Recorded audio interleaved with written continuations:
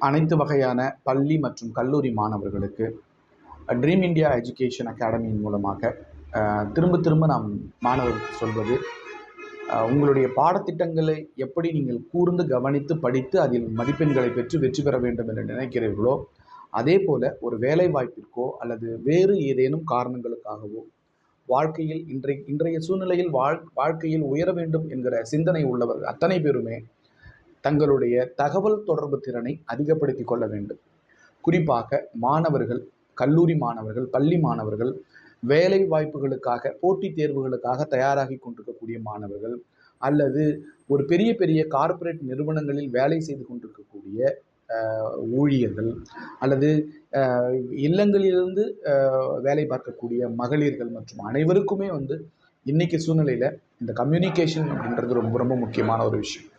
இந்த கம்யூனிகேஷன் ஸ்கில்ல முழுக்க முழுக்க உலகத்தினுடைய தகவல் மொழி அப்படின்னு சொன்னால், தகவல் தொடர்பு மொழின்னா அது ஆங்கிலம் தான். அந்த ஆங்கிலம் என்பது அறிவா அப்படின்னா நிச்சயமாக அறிவு கிடையாது. இருந்தாலும் ஆங்கிலத்தை தெரிந்து கொண்டு நீங்கள் ஆங்கிலத்தை புரிந்து கொண்டு தெரிந்து கொண்டு நீங்கள் ஆங்கிலத்தில் உரையாடுவதற்கு கற்றுக்கொண்டால் அது உங்களுக்கான ஒரு அடுத்த வாழ்க்கையில் அடுத்த ஒருபடி மேலே செல்வதற்கான வாய்ப்பாக அமையும். அதே போல் பேச்சு திறனையும் நீங்கள் வளர்த்து கொள்ள வேண்டும். அதாவது பள்ளி மாணவர்கள் பள்ளியிலிருந்தே இதற்கான விதை போடப்பட வேண்டும். 6ஆம் வகுப்பிலிருந்தே உங்களுக்கு தேவையான அனைத்து விதமான இந்த அடிப்படை ஆங்கில இலக்கணத்தை நீங்கள் கற்று தேர்கிற பொழுது ஒரு 10ஆம் வகுப்பு வருவதற்குள்ளாகவே ஓரளவுக்கு உங்களால் நிச்சயமாக என்ன சொல்ல வருகிறார்கள், ஆங்கிலத்தில் என்ன சொல்லுகிறார்கள், எப்படி இருக்கிறது, அந்த நடைமுறை பேச்சு பயிற்சிக்கான அத்தனையும் அந்த அந்த வகுப்புகளிலேயே உங்களுக்கு கிடைத்துவிடும். 11, 12ஆம் வகுப்புகள் வருகிற பொழுது இன்னும் அதற்கு அடுத்தபடியான ஒரு நல்ல ஒரு முன்னேற்றத்தை கொடுக்க முடியும். அதே போல் நாளிதழ்களை படிக்கக்கூடிய பழக்கங்கள், குறிப்பாக ஆங்கில நாளிதழ்களை படிக்கக்கூடிய பழக்கங்களை வைத்து கொண்டால் ஒவ்வொரு நாளும் ஒரு 10 சொற்களுக்கு புதிதாக நீங்கள் அர்த்தம் தெரிந்து கொண்டு அதை பேசுகிற இடங்களில் நீங்கள் பயன்படுத்துகிற வாய்ப்பை பெற்றீர்களானால் உங்களால் நிச்சயமாக ஆங்கிலத்தை மிக எளிதாக கற்றுக்கொள்ள முடியும். ஆங்கிலத்தை கற்றுக்கொண்டால் உங்களுக்கு இன்னும் அதிகமான உங்களுடைய வியாபாரமோ, உங்களுடைய தொழிலோ, உங்களுடைய நட்பு வட்டமோ, உங்களுடைய அறிவு சார்ந்த விஷயங்களை நீங்கள் பகிர்ந்து கொள்வதோ விரிவுபடுத்தப்படுகிறது. அந்த ஆங்கிலத்தை நீங்கள் கற்றுக்கொள்கிற பொழுது, ஆங்கிலத்தில் நீங்கள் உரையாடுகிற திறனை பெறுகிற பொழுது உங்களுக்கான அந்த அந்த வாய்ப்புகள் மிக விரிவாக மிக பரவலாக்கப்படுகிறது என்பது உண்மை. ஆகவே எல்லா சூழ்நிலைகளிலும் அருமையான உங்களுடைய அந்த கம்யூனிகேஷன் ஸ்கில்லை நீங்கள் டெவலப் செய்து கொண்டால், கம்யூனிகேஷன் ஸ்கில்லை நீங்கள் யார் ஒருத்தர் டெவலப் பண்ணுறாங்களோ அவங்க லைஃப்பில் ரொம்ப நல்லா இருப்பாங்க. ஒன்று. அதுக்கு இன்னொரு விஷயம், சார் நாங்கள் படிக்கிறோம், நாங்கள் எல்லா வகையிலையுமே நாங்கள் ரொம்ப சிரத்தையோடு நாங்கள் கம்யூனிகேஷனை டெவலப் பண்ணுறதுக்கு முயற்சி பண்ணுறோம், ஆனால் எங்களுக்கு அதை பேசி பழகுவதற்கான வாய்ப்புகள் கிடைக்கல அப்படின்னா, கண்டிப்பாக நீங்கள் சொல்கிறது உண்மை தான். அது ப்ராக்டிக்கல் டிஃபிகல்ட்டிஸ்ன்னு சொல்லுவோம். நம்ம தமிழ்நாட்டில் குறிப்பாக கிராமப்புறங்களில் இருக்கக்கூடிய மாணவர்களுக்கு இந்த மாதிரி ப்ராக்டிக்கல் டிஃபிகல்ட்டிஸ் வரதுக்கான வாய்ப்புகள் 99% இருக்குது. நாம் அங்கே பண்ணிட்டு வீட்டில் பேசும்போது, அதாவது இப்போ நீங்கள் சமீபத்தில் அந்த யூடியூப் சேனலில் நீங்கள் ஃபேஸ்புக்கிலலாம் பார்த்தீங்கன்னா நரிக்குறவை அந்த ஊசி மணி பாசிலாம் விற்கிறாங்கல்ல, அவர்கள் கூட ஆங்கிலத்தில் சரளமாக பேசுவதை நீங்கள் பார்த்துருப்பீர்கள். அவங்களுக்குலாம் யாரும் சொல்லிக் கொடுக்கல, யாரும் படிக்க சொல்லலை, யாரும் கிராமர் சொல்லலை. அவங்க பேசி இவன் பேசுகிறவங்க கூட இருக்கும்போது பழகி அப்படியே அந்த இங்கிலீஷ் அந்த ஃப்ளூயன்சி வந்தது அவங்களுக்கு. அப்படி பண்ணும்போது அது ஒரு சாதாரண மொழி தான், நம்மளாலையும் கற்றுக்க முடியும். நாமளும் அதாவது நம்ம தமிழில் ஒரு அருமையான ஒரு சொலவடை இருக்கிறது, சித்திரம் கைப்பழக்கம் செந்தமிழும் நாப்பழக்கம் சொல்லும்போது. அது மாதிரி திரும்ப நீங்கள் உச்சரிக்கும் பொழுது, திரும்ப நீங்கள் பேசும்போது, ஒரு விஷயங்களை திரும்ப செய்யும் போது, எழுதி பார்க்கும்போது, மனப்பாடம் பண்ணும்போது தான் உங்களுக்கு என்ன பண்ணுதுன்னா அப்படின்னா அது உங்கள் மனசில் நிற்கும். அப்போது நீங்கள் திரும்ப நீங்கள் ஒரு விஷயத்தை செய்யும் போது உங்களுக்கு ஈஸியாக இருக்கும். பெற்றோர்கள்ட்ட பேச முடியல அப்படின்னாலும் நீங்கள் உங்கள் மாணவர்கள்ட்ட, பள்ளிகளில் சக நண்பர்கள்கிட்ட இந்த மாதிரி நீங்கள் பேசி பழகினீங்க அப்படின்னு சொன்னால் உங்களுக்கு அந்த அந்த பயிற்சி ஈஸியாக கிடைக்கும். உங்களால் ஈஸியாக நீங்கள் ஆங்கிலத்தில் கம்யூனிகேஷன் ஸ்கில்லை நீங்கள் டெவலப் பண்ணிக்க முடியும். எல்லா விதமான தொழில்களுக்கும், எல்லா விதமான வர்த்தகத்துக்கும் இன்றைக்கி பேசிக்காக இங்கிலீஷ் தான். இப்போ ஒன்றும் இல்லை, இப்போ ஒரு நீட் கோச்சிங் சென்டர் போகிறீங்க, ஒரு ஜேஇ கோச்சிங் சென்டர் போகிறீங்க, இல்லை ஒரு வேறு ஏதாவது ஒரு ஒரு ஒரு தமிழ்நாட்டை விட்டுட்டு வேறு ஒரு மாநிலத்துக்கு போகிறீங்க அப்படின்னா, அந்த தாய்மொழி நமக்கு தெரியலனா, அந்த மாநிலத்துடைய மொழி தெரியலனாலும் பரவாயில்ல, உலக நாடுகள்லேருந்து பல்வேறு இடங்களுக்கு எங்கே போனாலும் ஆங்கிலம் ஒன்று தெரிஞ்சிருந்ததுன்னா ஓரளவுக்கு நீங்கள் எல்லாத்தையுமே மேனேஜ்மெண்ட் பண்ணிட்டு வந்துட முடியும். அதனால தான் உலகத்தினுடைய தகவல் தொடர்பு மொழி எது அப்படின்னா ஆங்கிலம் சொல்கிறாங்க. உலக பொதுமுறைன்ற அளவுக்கு போயிடுச்சு இப்போ ஆங்கிலம்.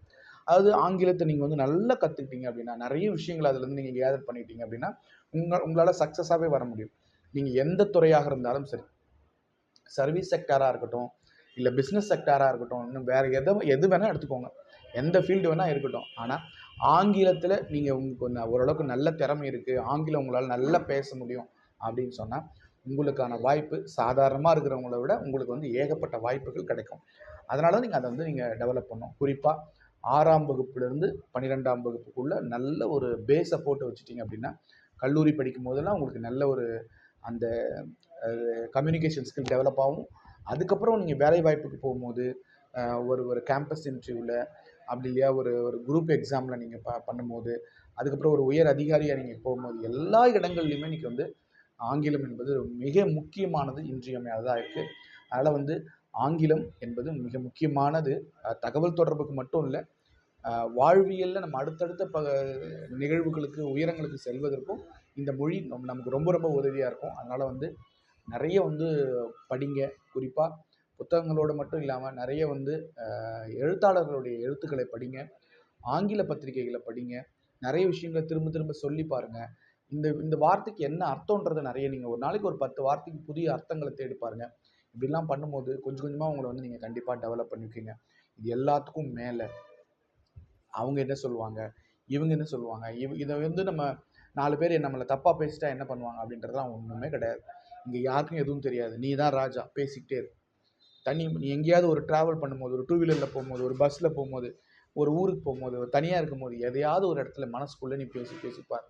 அதுக்கப்புறம் தனியாக ஒரு அறையில் உட்காந்துட்டு நீங்கள் என்ன பண்ணுறீங்க, நீங்கள் இது வரைக்கும் என்ன கற்றுக்கிட்டீங்கன்றதை நீங்கள் முடிஞ்ச வரைக்கும் இங்கிலீஷ்லேயே பேசி பாருங்கள்.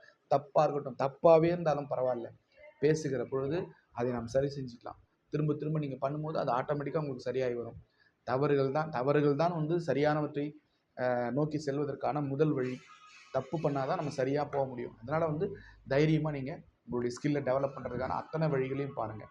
அதே மாதிரி 4 லைன் 2 லைன் அந்த 4 லைன் நோட்டை போட்டு அழகாக எழுதுங்க. உங்களுடைய ஹேண்ட் ரைட்டிங் நல்லாயிருக்கும்.